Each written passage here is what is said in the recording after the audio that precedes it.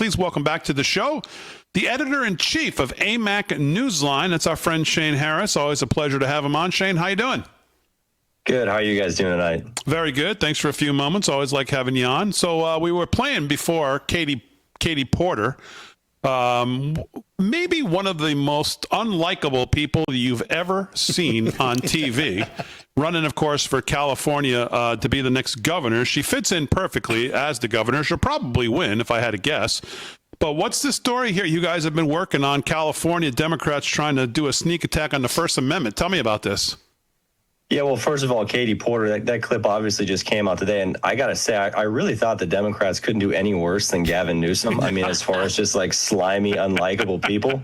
But then they try Katie Porter out there, and Gavin Newsom, he's got to be over the moon about this, right? Yeah. I mean, she makes him look like an all-star. Yeah, exactly. She says, hold my cheeseburger, yeah. Right. Plus, he's prettier. Yeah, well, I mean, it depends on who you're asking, but yeah. So, anyways, this story out of California, not a lot of people are tracking this because it actually this bill that they just passed in California, it's SB 771, and they actually passed it the day before Charlie Kirk was tragically taken from us. So it kind of got swamped by that news. But they basically passed this bill in California that it's going to make it legal for the government to essentially criminalize or fine social media companies for promoting content in their algorithms that the Democrats say violates civil rights law. And what does that mean? Well, in their civil rights law, it says if you terrorize somebody, that's violating their civil rights.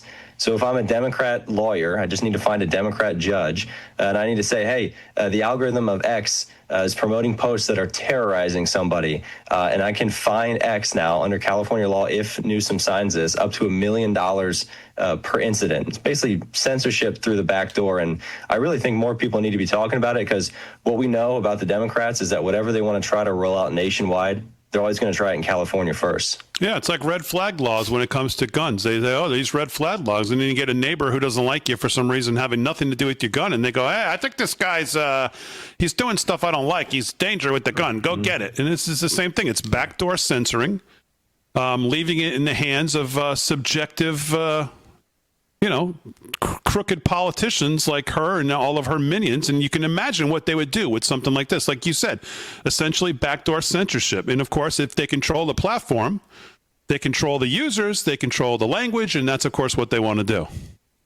Yeah, that's exactly right. So what the Democrats have realized, and you got to hand it to them. They're always trying to squirm their way into doing things without really telling you what they're doing.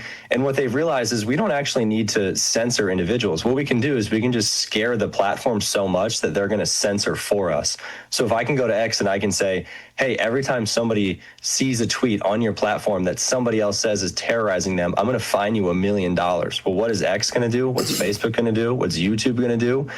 They're just going to start censoring, and they're going to err on the side of not getting fined $1 million, as anybody would.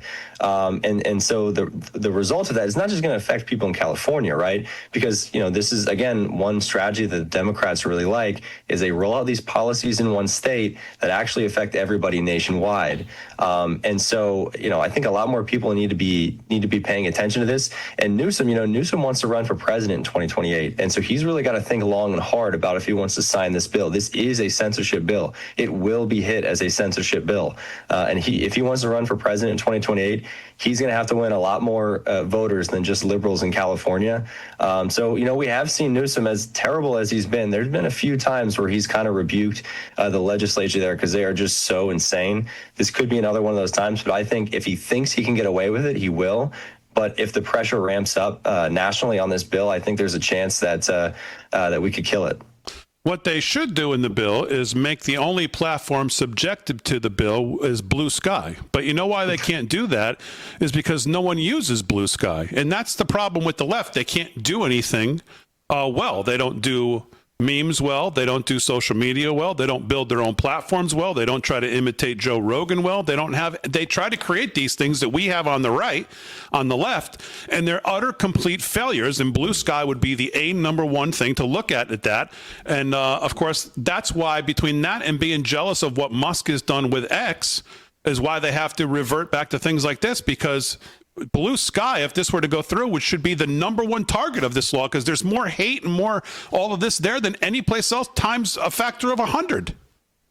Yeah, I think that's exactly right. You know, it's interesting. It's not like liberals want to frame it as, oh, we have blue sky and the right has X. That's not the case at all. X is just a free speech platform now.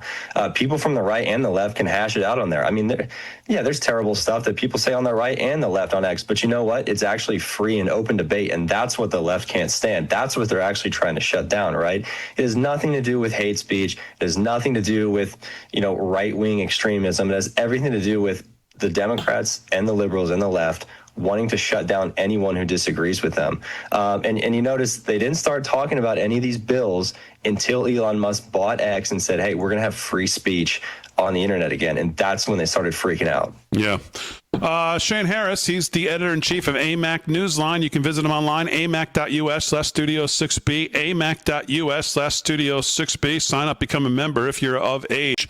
They do great work, great people. Shane, we'd love having you on. Thanks so much. Thanks for having me. amac.us/studio6b. If you haven't signed up for AMAC, you should go check them out. They are the alternative to AARP, and heads and tails, obviously, for what's important in your life. They're covering it, and it's important to them. So go support them. amac.us/studio6b.